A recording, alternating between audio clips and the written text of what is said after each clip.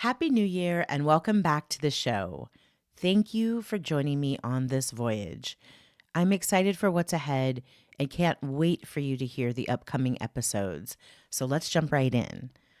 My guest this week is someone I've had the privilege of knowing for over 20 years.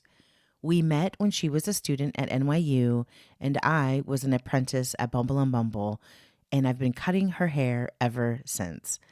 I still remember the day she came in for a trim and told me about her idea for a travel show. I knew immediately it was going to be something special. Fast forward to today, Bare Feet with Mickela Mallozzi is a 4-time Emmy Award-winning, nationally syndicated television series.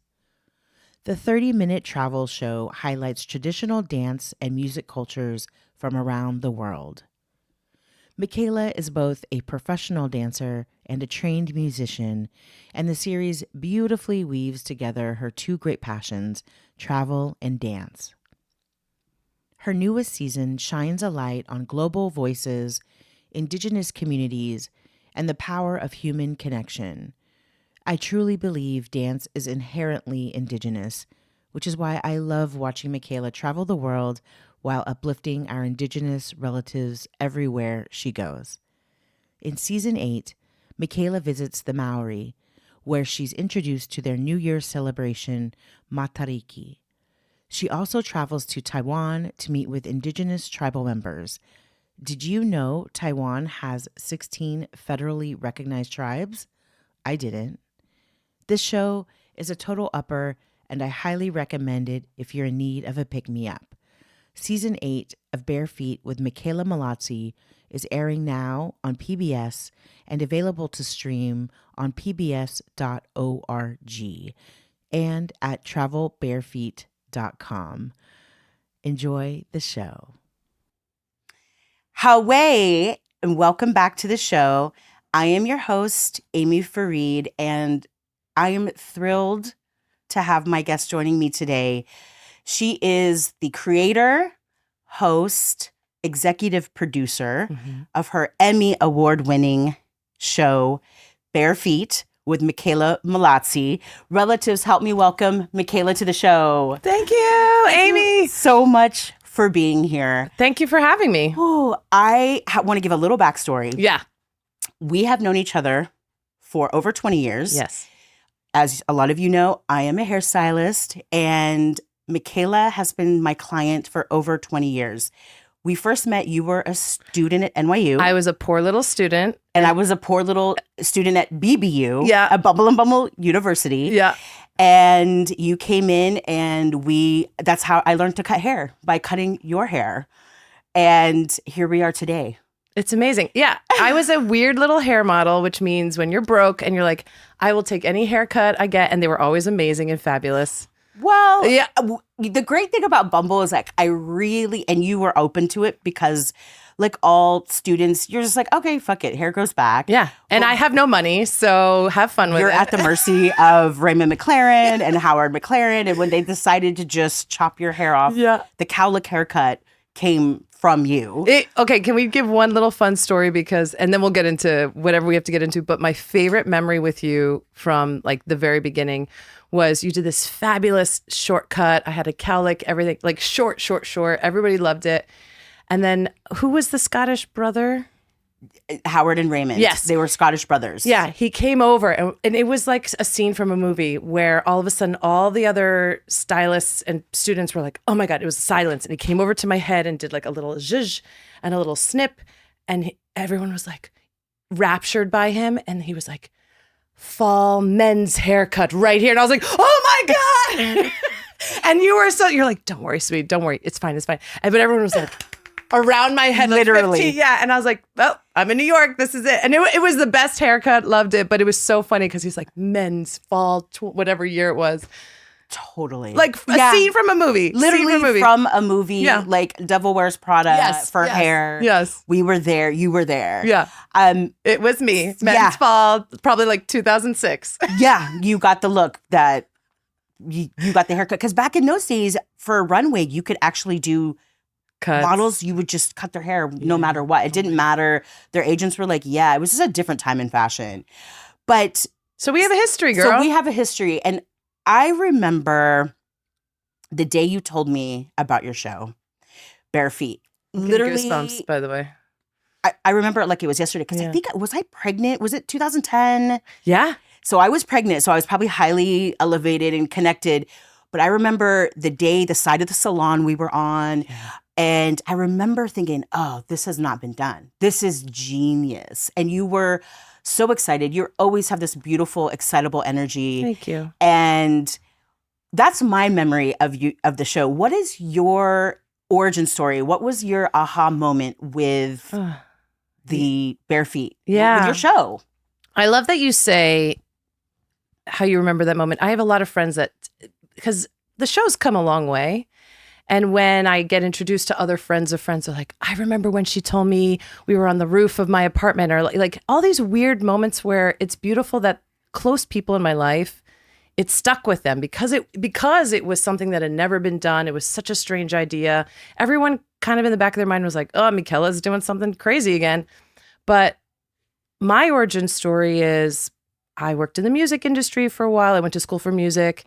Then quit cold turkey, and I wasn't dancing for a while. I had been dancing for a long time in my life and playing music. And found dance again in my life and was traveling, but teaching dance and all these wonderful things. But every place I went to where I couldn't speak the local language, I would use dance. So there were festivals or holidays or celebrations or like a powwow, you know? Didn't you teach the Bollywood dancing? Yes, Masala Bhangra. Yes, it was such a whole moment at that time. Yes. And shout out to Serena Jane. She brought dance back into my life. She's celebrating 20 years, 25 years this year. It's amazing. She's still rocking it out. But dance is and was, I rediscovered dance in this joyful, beautiful way of connecting with people. And was working at the time I was a full-time dance teacher. I was like doing odds and ends jobs. This was before Obamacare, so I had no health care. I was like, what a injured, time. Yeah, injured, like all these things, and just like living life in New York. And I was sleeping. It was like middle of January 2010. Woke myself up in the middle of the night, literally was like shot up and saw a vision. It was like a projection from my eyeballs onto the wall in front of me. I'll never forget it. I lived on First Avenue and I saw Bare Feet. I saw like the show. I saw me dressing up in regalia and costumes and outfits and dancing with people and connecting with people. I saw the crew. I saw our ads on the subway. I saw everything. And I was like, oh my God. And I always have a notepad next to my bed, always. And just started scribbling in the dark because at the time, my boyfriend at the time was sleeping next to me. So I wasn't going to like turn on all the lights, scribbling, and then went back to bed. Woke up and forgot about it until I turned around, like just forgot that I had this insane vision and looked at my table and there's like chicken scratch. And it was like, what did I write? And it was like, dance, travel, TV show. And I was like, I'm going to make a TV show. Did it all come back to you? Yeah. Yeah. And I can still see it. And I was like, I'm going to do that. And I told my boyfriend at the time, I was like, I'm going to make a TV show where I travel and dance around the world. And he's like, good, what? Okay, good luck. Like no production background, no TV background, nothing. And what I love about you remembering that like energy, I am proud of that girl. I was 28. I had that ambition. I had that energy. I had this sense of wonder. Not that I'm losing that sense of wonder, but to build something. Like I didn't know from nothing. I didn't know better. Thank God. Yes. Thank God. with what you know now. I don't think I would have gone. No. That's, you know what? And that is such a beautiful sentiment because it's kind of like you have to go in blindly because if you think about all the things that you know now, it would just pile up and you'd be like, actually. Yeah. Let me just get a real job where I can get paid and I can have health insurance because we live in America. Yeah. But like typical things. But I save all, I used to use steno pads. Yeah. And then I transferred over to Moleskine. P.S. Moleskine, I'd love for you to sponsor me and sponsor us. Yes. Love Moleskine. Love Moleskine. Iconic. Amazing. And so I have piles and piles because I love to keep there. And I also have journals too, or like personal journals. But all of my Bare Feet stuff, I save everything because I have so many ideas. And recently I found a box of them and I looked through them and the process. I was able to see in real time, like the process of where my brain went. And I was like, girl, yes. Oh my God, that was a great idea. Oh my God. And again, this goes back to not knowing any better. I wasn't trained in journalism. I wasn't trained in TV production. So I was breaking all the rules. First rule in journalism is like, you're not supposed to show emotion. You're not supposed to get connected to the person you're interviewing. Like, I cry all the time. Sister. Oh my God. Same. Cry all the time. My family has like a drinking game. They're like, when Mickela cries, we drink. Like, that's how ridiculous it is. But and that's just who I am as a person. Again, I wasn't trained to present. I was wanting to document these authentic experiences that I was having. Because it wasn't all about the dance. The dance was fun and joyful, and I made this connection. But then it was like, come to my mother's home. She's cooking lunch. Or we were dancing salsa with Serena. We were filming a Bollywood workout video in Mumbai. And we were salsa dancing with all these people, this group of people in Mumbai. And they were like, come to our brother's wedding tomorrow. It was like a whole Bollywood wedding. Dance is this magical key that kept opening every door for me. And that's how Bare Feet, the impetus of Bare Feet came. The thought, the idea, the actual show has been a 15-year process of following a passion, never giving up on the mission of the show. Like, no matter what has happened, we have never wavered. And I say we almost in the royal sense. Now I actually have a team, but for a long time I would say we, and it was just me like wearing a million different hats we will always show stories of connection through dance and joy. Like, always. That's the mission of the show. When COVID hit, we were doing our Bare Feet lives.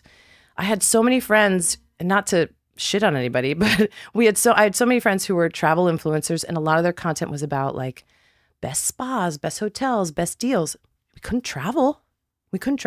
So all of a sudden they're showing cooking videos or walking their dog. Do you remember? Like, people were just trying to stay relevant. And I was like, wait a minute. I talk about stories of connection through dance and music around the world. We were supposed to have started filming another season. February, we were like in contact with sponsors. Obviously, the world shut down. And I was like, I have so many people that we were supposed to film with. We've already filmed with all these friends. And then all those live, like Facebook lives and Instagram lives started evolving. I was like, why don't I do these lives where I interview someone from around the world and then they teach us a dance. They're teaching me dance, but I want people on the other side to join in.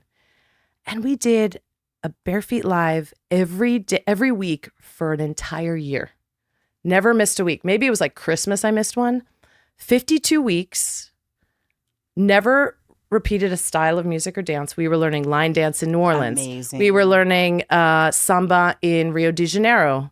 We were learning Irish Sean-Nós dance in Killarney.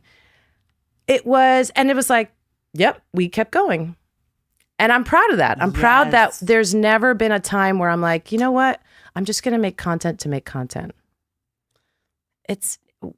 This is the only thing I know how to do at this point. That's all I know how to do. And you're doing an amazing job. Your show is so impactful. Thank you. I remember going to one of your parties for, I forget which season. We throw a good party, You throw a great party. And you usually have whatever season you're on, whoever you're featuring, if they're local or you fly them in.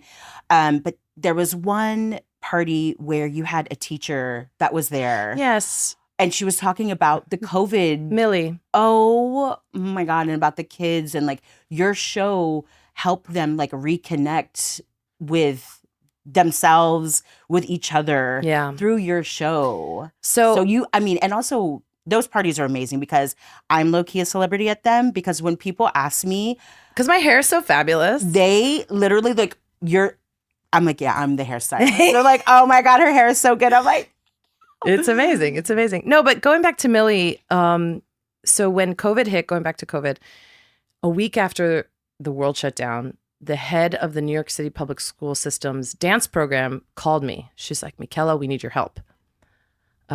We have all these, because the New York City public school system has dance programs in the school, which is amazing. Amazing. Yeah. And she was like, we don't know what to do. Kids are home. How are we supposed to, we need something to help the teachers. I was like, at that point we had seasons 1 through 3, which was still 35 episodes. Yeah. That's a lot of content. And I was like, all of our shows are free on the PBS app. There's no barrier to entry for your students. All they need is internet, which they obviously will have because they're doing virtual classes. You don't have to sign up for Netflix or anything. It's all free. And I sent a whole email with everything in it, synopsis. She's like, we're sending this to all our teachers. And they did.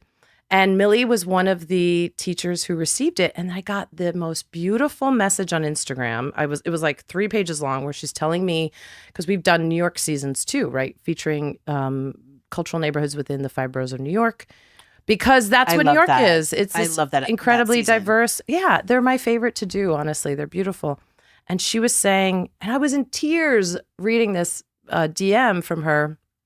And she was like, we love your show. We've been using it during COVID. And what's amazing, because then we were putting out a 2-part special during COVID for Guadalupe Islands, because we had luckily shot before. And it was after the murder of George Floyd, and there was all this anti-Asian hate movement, and Black Lives Matter was building. I was like, we need to show. That was the start of when Bare Feet really started to dig deeper of like, let's ask the hard questions. Because when we were in Guadalupe, I almost was going to shy away from it, but there are these like incredibly powerful stories of being Black. Yeah.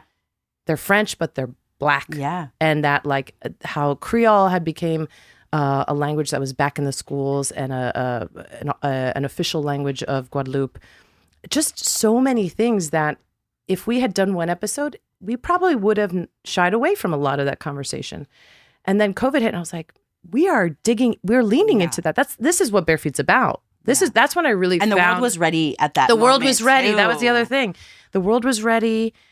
And it really shifted how we told stories. But Millie said, she's like, I'm getting goosebumps thinking about it. Oh my God. She said, what's amazing is our kids see themselves represented in your show. Yes. And I was like, okay, we're doing something so important. Like every time. So Millie Carabella, she's like, has been an angel. So I reached out to her. I said, I want to meet these kids. She's like, I didn't think you were going to respond. So I did a virtual meeting with the kids twice because they had so many questions to ask me. And then I told her on the side, I was like, when the world opens up again, I want to film with them. I want to meet them. And we did. We did this little video with them, and she was able to share her experience of using Bare Feet. And then we had her at the party, and we played that. And that's what Bare Feet means to me now. It started as like, I want to travel around the world and wear as many amazing costumes and learn as many dances as possible, and it's going to be fabulous. And along the way, it is so much bigger than that like, it's a privilege for me to be able to have a dream job. Literally, I literally dreamt about it, and then it worked out. But B, like the honor and privilege for people to welcome me into their communities with open arms, which they don't have to. Yeah. And then our audiences welcoming me into their homes, into this very private setting. And we have a lot of families that watch together. It's beautiful. And I don't know a lot of shows that have that. Definitely. Yeah. And for free. Yes. For the most part. Yeah. It is nationally syndicated. Yep. On PBS. We're on PBS. And you can watch on YouTube. We can watch on YouTube. Our newest seasons are not on YouTube yet, but they're on the PBS app. So if you just go to pbs.org, look up Bare Feet, or go to our website, travelbarefeet.com, all the episodes are up there for free. Yeah. Or you can check us out on the Go Traveler app. We're on Amazon Prime, but don't pay for it. Yeah, don't pay for it. I don't make money from it anyway. Like, don't give money to Bezos. No, he doesn't need PBS. Support PBS. Yeah. Support public. I mean, we don't know if it's going to continue with this current administration. Right. And your show, I've said this, it was so impactful. It's this cultural, informative show with dance, but you're also eating. Mm-hmm. Do people give you the Anthony Bourdain-esque?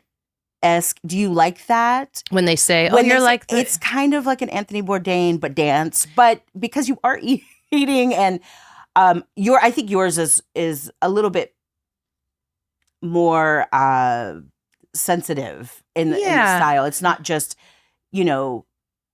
drinking and eating. No, and look, I am honored when anyone mentions me and Bourdain in the same sentence. He was an icon. Yeah.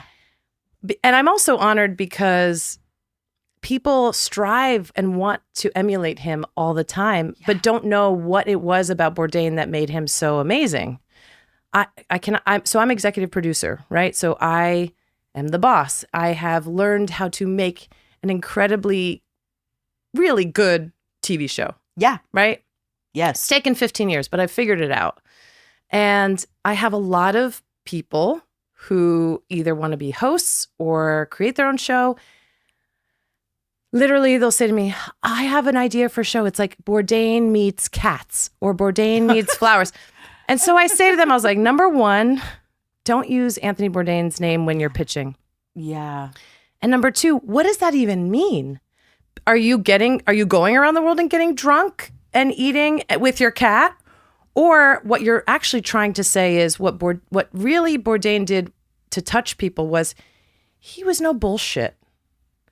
And I feel like when people compare me to him, they know I'm no bullshit, but I'm not a curmudgeon-y, cantankerous, You're the former opposite. heroin addict, which he's an incredible writer. Amazing. If you really do a deep dive into his shows, it's a lot of voiceover because if you ever watch Roadrunner, the documentary about him, he really didn't like being on camera. Yeah. He felt very uncomfortable. He loved the cinematic playing and sort of quoting other films when he was like Vietnam. He was quoting what's that film about oh my God, I'm blanking about on the war. Yeah, not Platoon. The other one. well, the one with this fan spinning. Yes, and the iconic. Why am I blanking? my Amira, do you know God. the name of the film that we're thinking about? He's maybe too young. Not. Oh my God, Francis Ford Coppola. Yes. What's the name? Francis Ford Coppola Coppola, is the director. Vietnamese War. It's a Vietnam War. We're like, not Platoon. Wait, it's not Platoon. it's not Platoon. It's gonna kill me. It's gonna kill me. But okay. Yes, God, Amir, He's come like- on. Yeah, that's because he would quote he's it, very and into he's that. very into but what people wanted to emulate and want to emulate is that connection that he immediately made with Exactly. people, that authenticity, that no bullshit. He did not give a fuck about advertisers, and that's why he left Travel Channel, went to see, like, he did his own thing. So for me, when people say, oh my gosh, you're like Bourdain except with dance, I find it as a huge compliment because they're like, she's no bullshit. Yeah. She's really connecting with people. People feel connected like they know her. I mean, I saw Bourdain a few times in real life and people flocked to him. They just wanted to talk to him because they felt like they knew him, like they were his friend. So Which is kind of the same thing with you. Yeah. That happens. People come up to me and they're like crying because they're like, you got me through COVID, or I had cancer, and like crazy stories where they just feel like they know me. Yeah. And so, yes, I am very honored that that happens.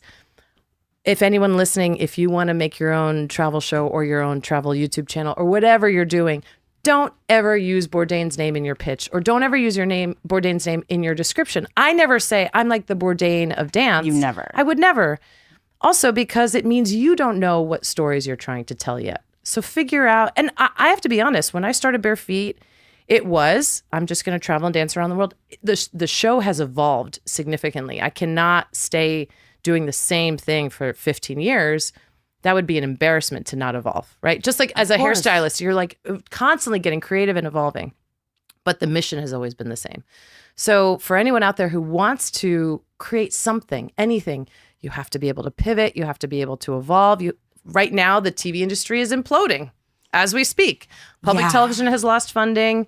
There's these mergers. God knows where it's going to be in the next few months, year, where, Netflix is trying to buy Warner Brothers, then Paramount is trying to buy Warner Brothers. And yesterday, or just recently, the Oscars were announced that they're going to now be on YouTube, no more ABC. So the landscape is changing drastically.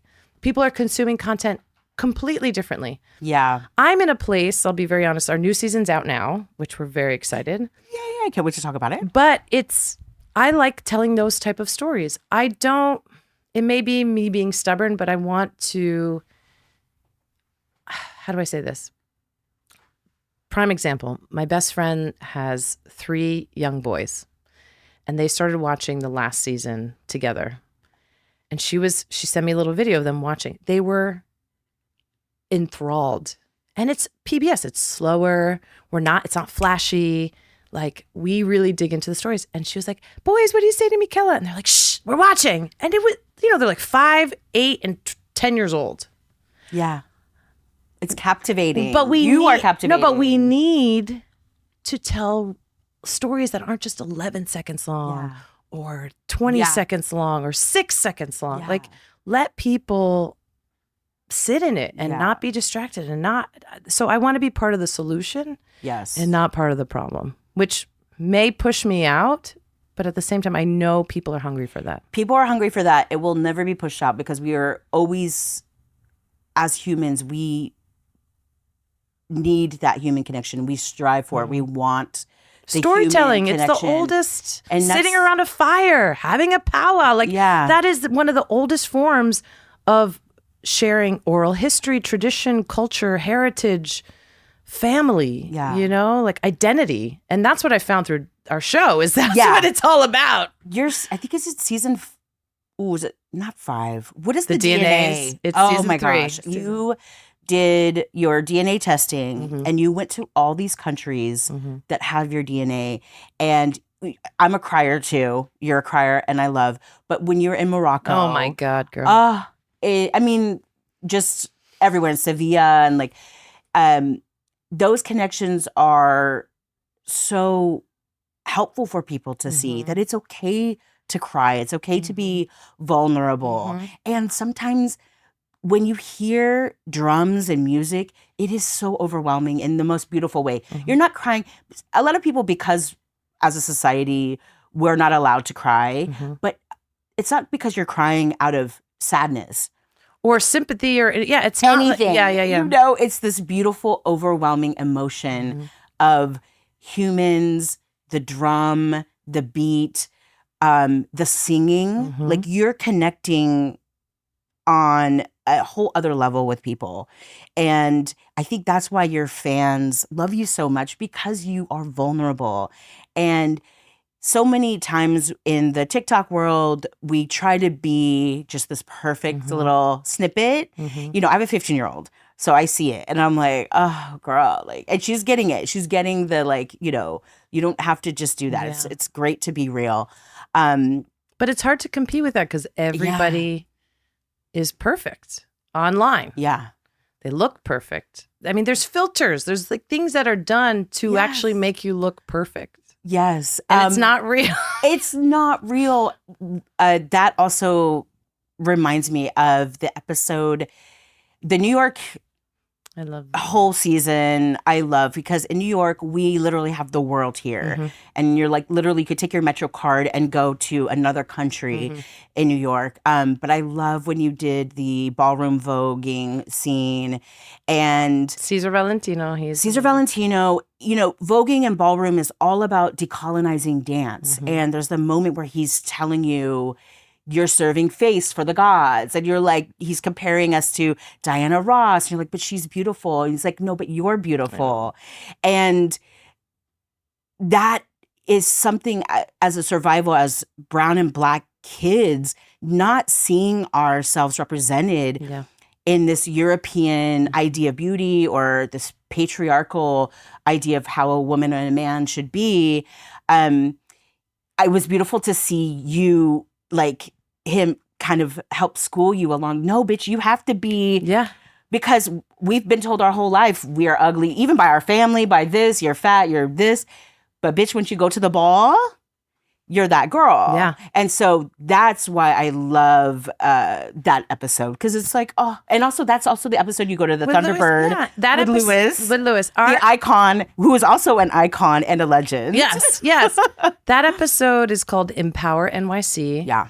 And we hit a lot of, and again, goosebumps. God, that episode. It's one of my favorites. I'll be very honest. That segment with Caesar was probably one of the hardest segments we've ever filmed, because the ones where I have to be the most vulnerable personally, like to say, I feel beautiful and I feel sexy. I don't feel comfortable saying that. I don't believe it a lot of times. I also feel like, well, my superpower is I'm approachable and likable, and I'm not this like model-esque. So that's why people gravitate towards me, because I'm not threatening, or I'm like that friend next door. And I almost didn't allow myself, because I'm like, well, it works for me, and that's why. And I've been told, you have this big nose, and my face is asymmetrical, and a lot of things, like things you tell yourself, but things that other people tell you too. And so, but those things also make you so gorgeous, right? Exactly. Like your nose is amazing. I mean, my nose. Do you know how, this sounds really weird?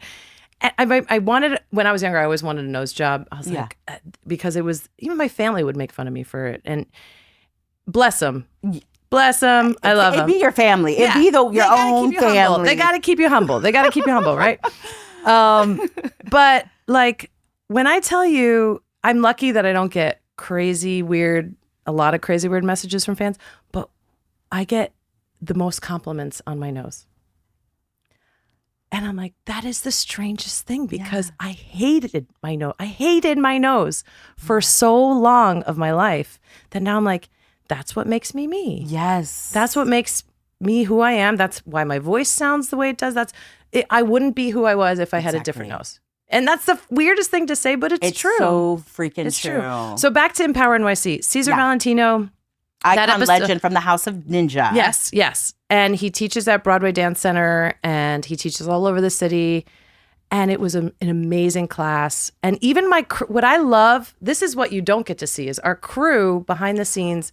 Sometimes I want them to try the dances too, but they feel transformative because they're in this space experiencing this as well. I also love them so much, and they're my family, that I feel comfortable enough to be vulnerable with them as well, right? Like if I was working with someone I didn't feel comfortable with the person behind the camera, I wouldn't. There's this synergy that we have.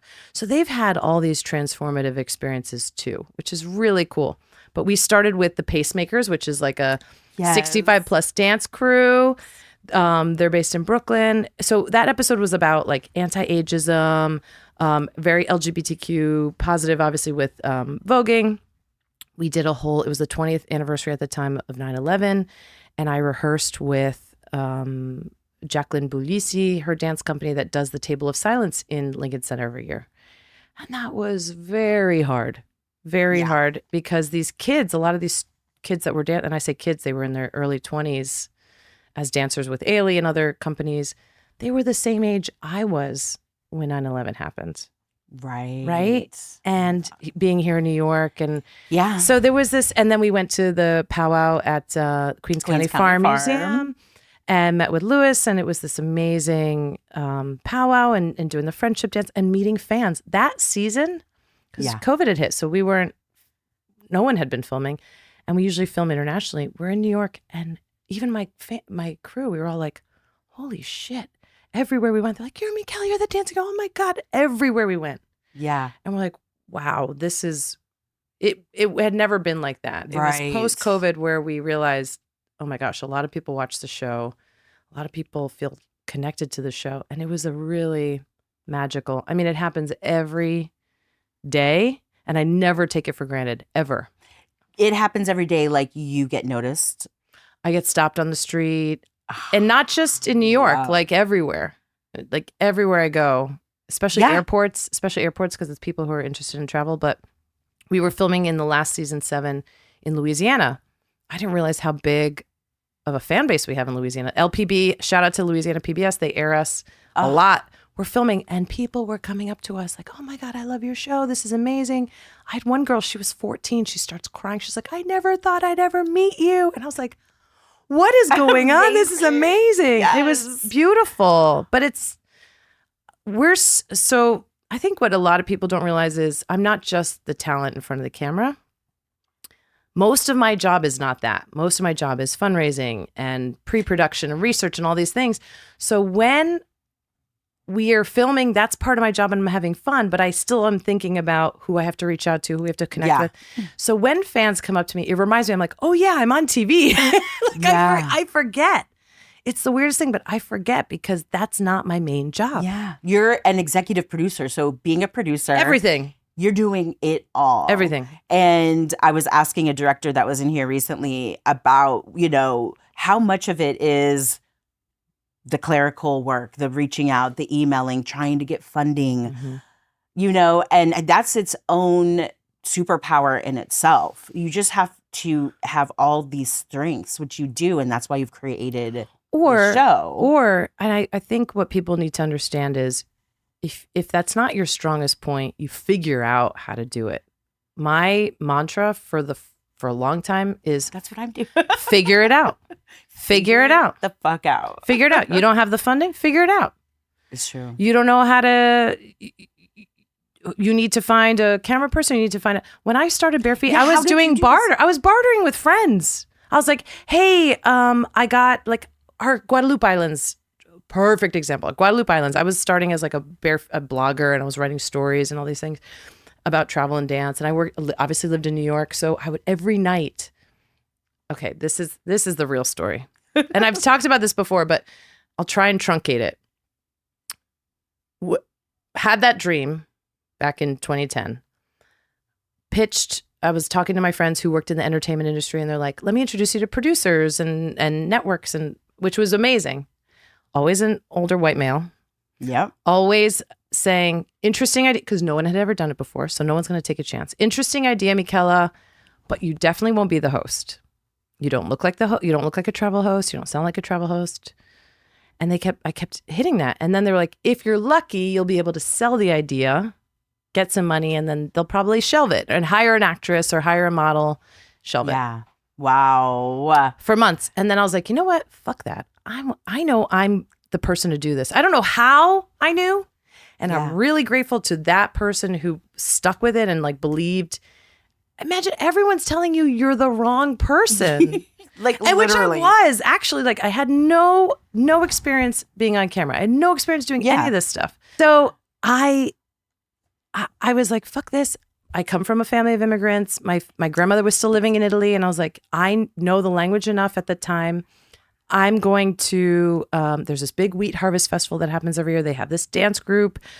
I'm going to hire my friends who were all in film school. We're going to stay at my grandmother's little farmhouse. She would cook for us every day. Imagine me trying to explain to my Italian grandmother this idea of like, I'm going to make a TV show where we're traveling and dancing. She was like, Mickela, I'll help you. You met my nonna. Love. Nonna Pina is the best. She's 95. She is amazing. She's my biggest fan, but she's my biggest critic. Like, what are you doing, Mickela? When are you going to get a real job? She's still asking, even though we're on TV all the time.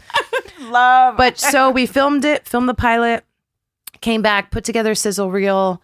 And again, even the groups we were trying to convince, like now people know the show. They're usually fans of the show when we work with them. Or I could give them other episodes and be like, this is what we're going to do. There was nothing to show anybody, not even other shows, to be like, we're going to do something like this. It was a brand new idea. So came back, put together a sizzle reel, was pitching to third-party production companies. This still works the same way, where you basically, networks don't make shows in-house. They work with third-party production companies.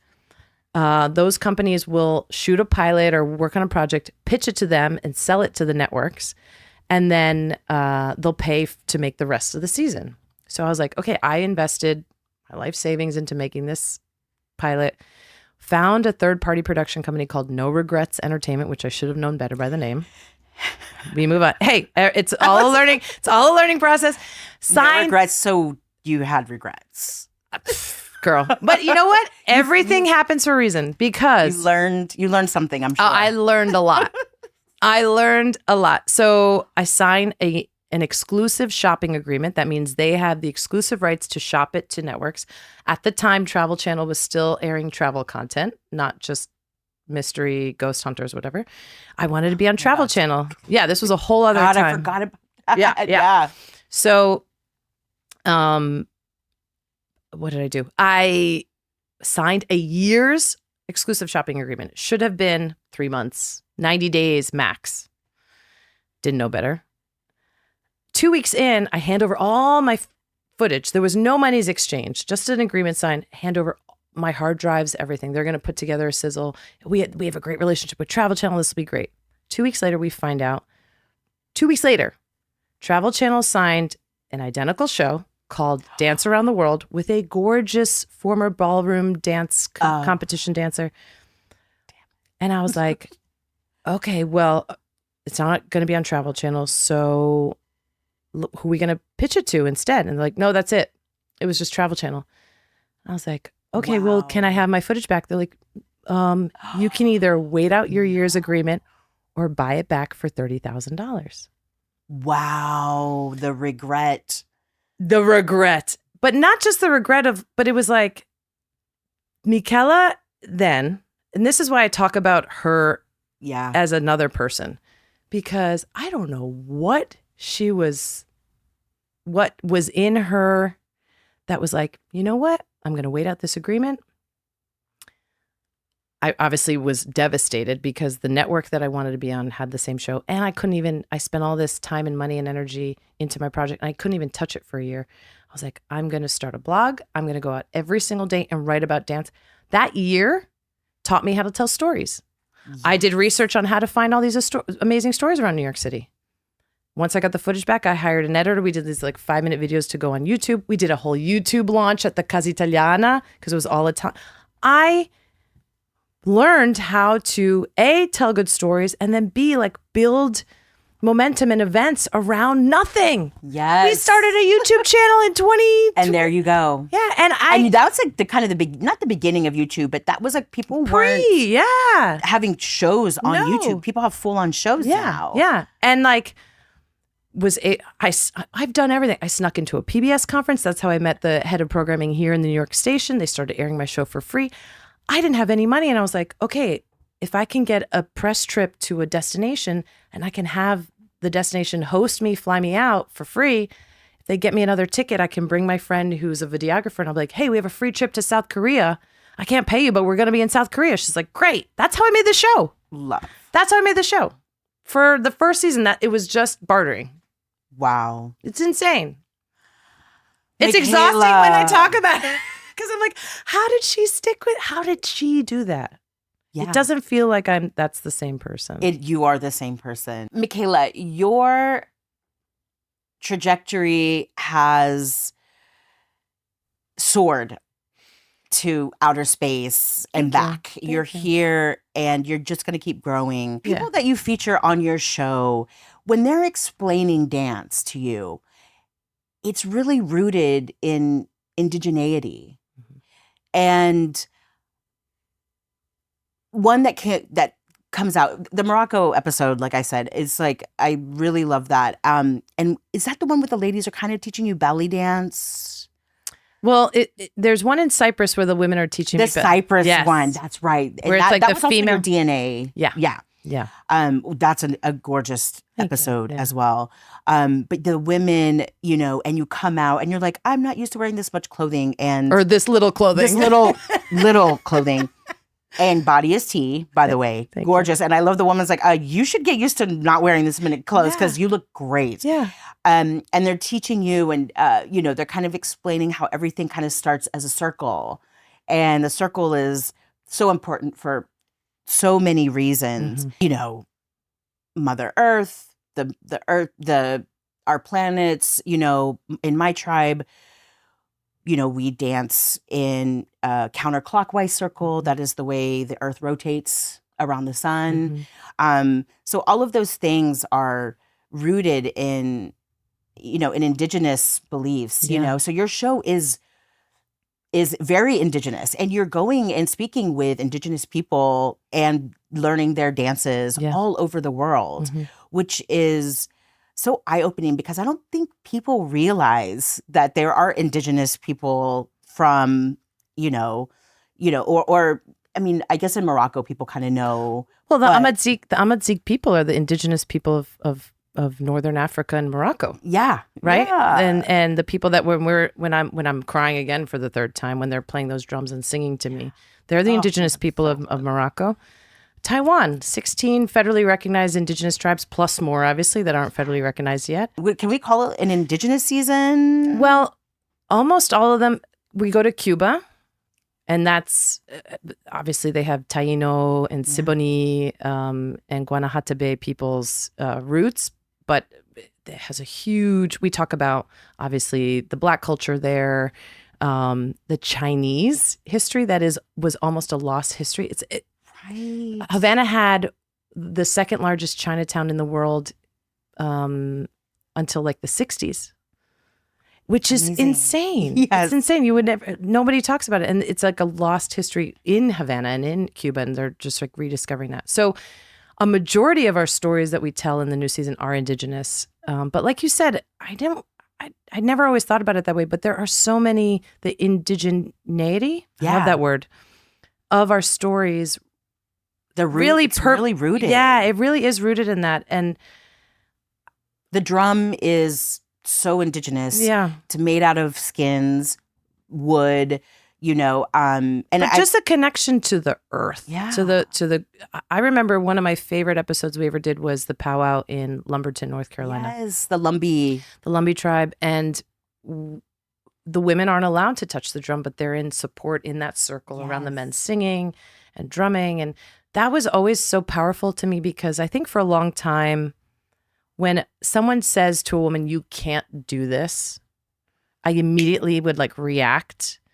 But when I heard that and they said, women are too powerful, there's too much energy. Yeah. That if they touch the drum, it would be dangerous. It's like, there's just so much power in them. I'm like, holy shit, that's another way of thinking. Yeah. And like, they're there to support this energy of circle that is for the community. And I'm like, that's really beautiful, because a lot of times we are told we can't do something. Yeah. But there's, I don't know, it put things into But we're told because we're not enough of something. And right. this is the opposite. We're actually too powerful because we are so connected to the earth, right? Mm-hmm. And that drum beat, that is our mom's heart. That's your first.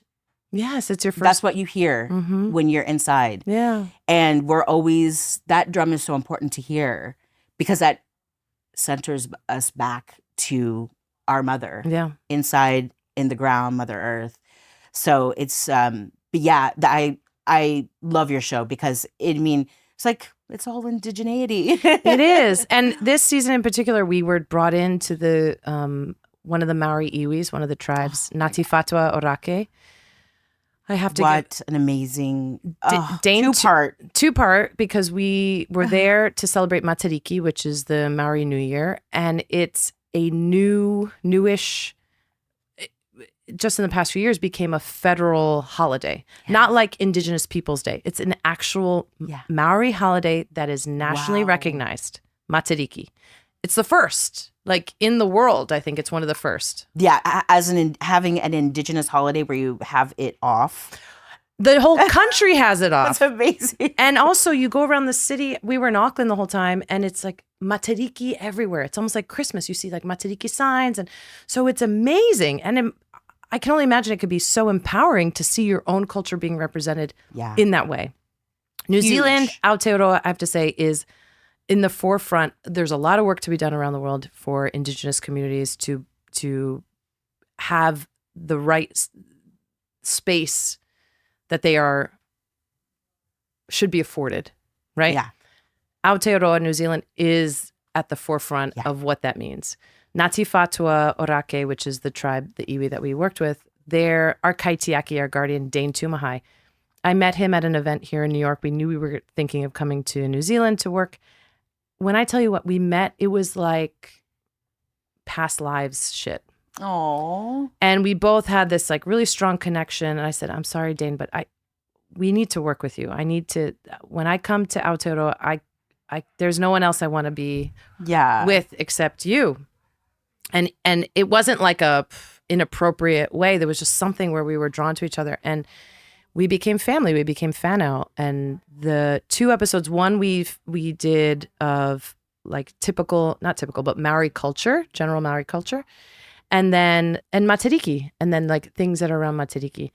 And again, so what is there like a specific date? Yeah, so Matariki is based, and it's in technically our summer. It's their winter, so it's, because it's on the other side of the hemisphere. It's in June, July, and it's based on the constellation Pleiades.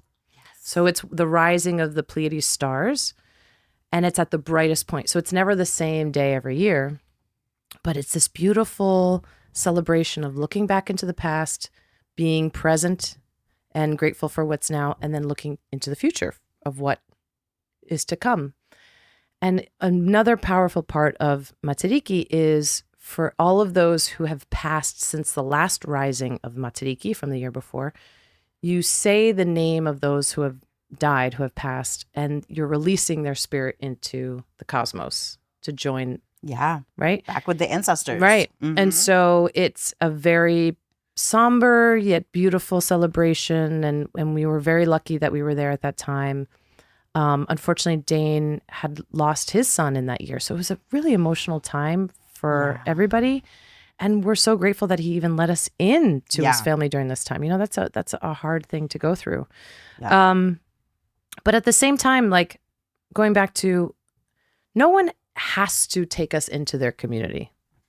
Yeah. Nobody does. It's not like we expect anything. And what was amazing about, and every time we work with Indigenous communities, we try and be as respectful. Look, I'm a white girl. Yeah. I'm a white girl who lives in New York City. I am not going to approach any community and say, hey, we're this big TV show and like this would be an honor for you and you should.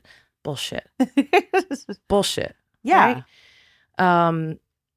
But what is always really beautiful, and even our crew sees this too, is especially in Indigenous communities, the respect towards the ancestors of generations and generations and generations of people who have gotten you to this exact moment and point in life and point in the world. Like, we don't think about that a lot in As European Indigenous Western people, culture. yeah. No, in Western. Yeah, like we think no. about And I want to be very clear. In Western European culture, Yeah.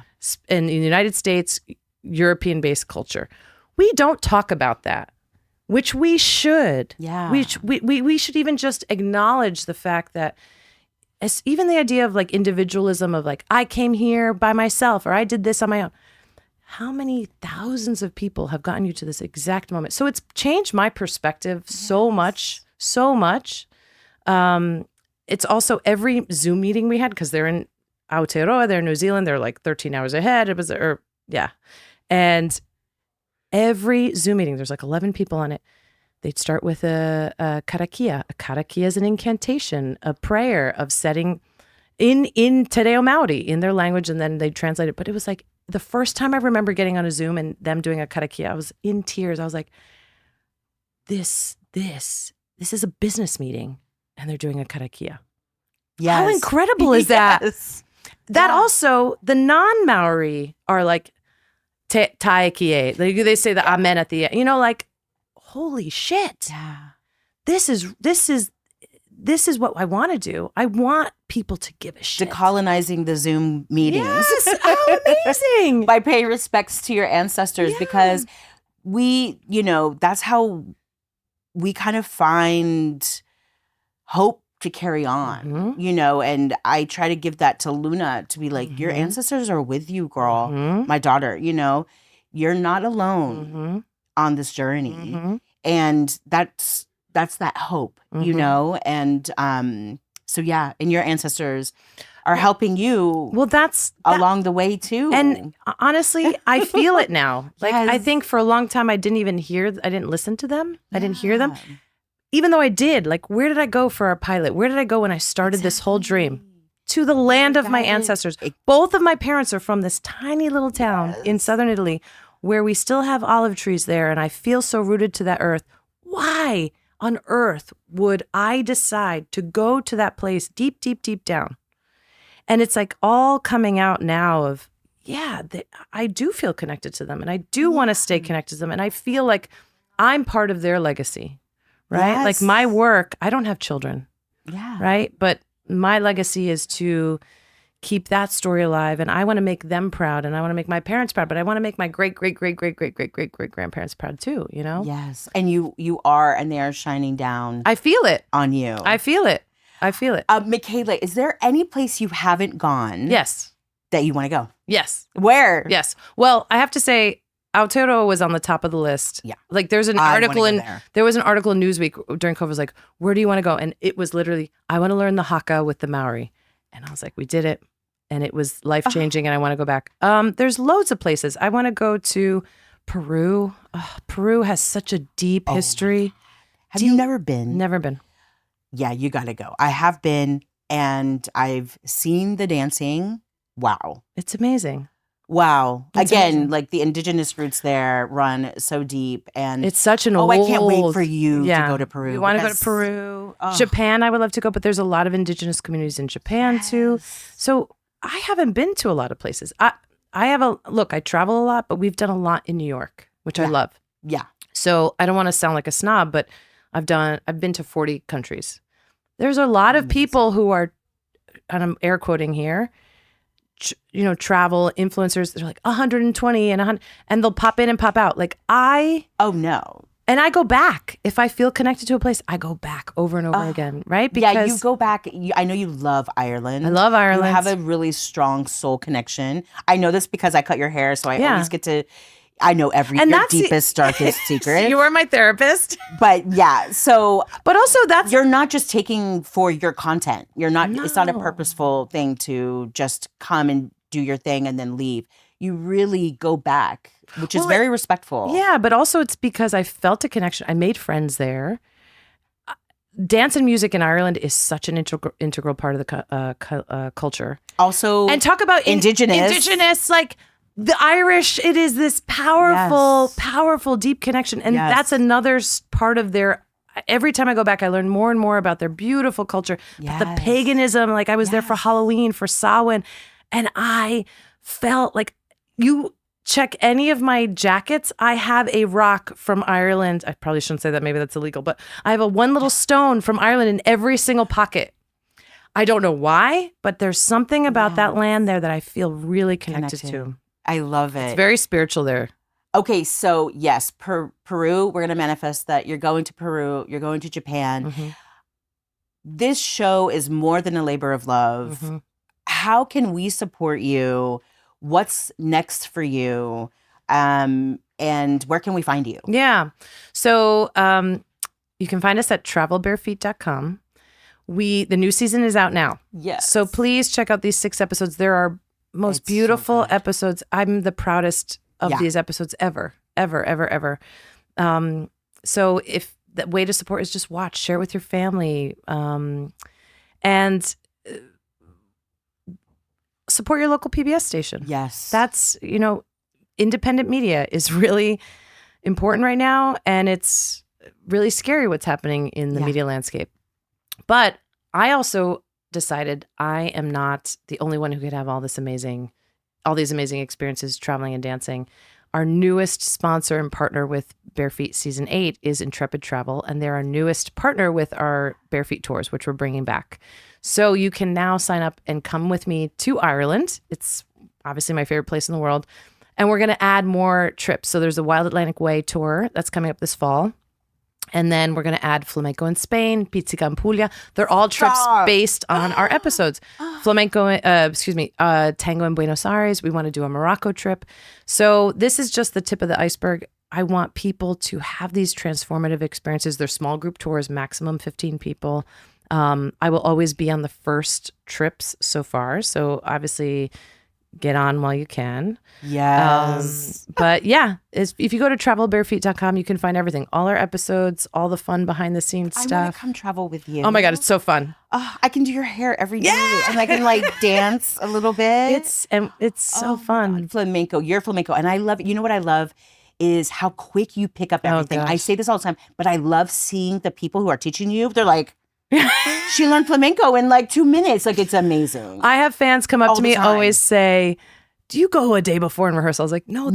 The fun part is when I'm like, because you're brilliant. No. Mallozzi. And on Instagram, you are at Travel Bare Feet. Yes. Travel Bare Feet. Yeah. Follow, subscribe to your YouTube. We have a monthly newsletter. You can find out all this stuff. Exactly. And support your local PBS stations. Yes. Mickela, thank you so much for doing this. I love you. I love you. It's big love all the time. And that's a wrap. Yeah, girl. Thank you so much, relatives. See you next time. Bye. Bye. Yay. Yay. Kia ora. Welcome to Tamaki Makaurau Aotearoa, also known as Auckland, New Zealand. I'm here to celebrate Matariki, the marking of the new year in the Maori lunar calendar. For me, it's all about being together, reflecting on the past, making the most of the present, and then preparing for the future. It's special for me, Matariki, because we've never had the opportunity to really have a special day for our culture. My contribution would be to empower others, especially young Māori, that you can push boundaries, that it's okay to be different, to try something new. Celebrating Matariki with my new family here in Tamaki Makaurau, Aotearoa has been such an honor and a privilege.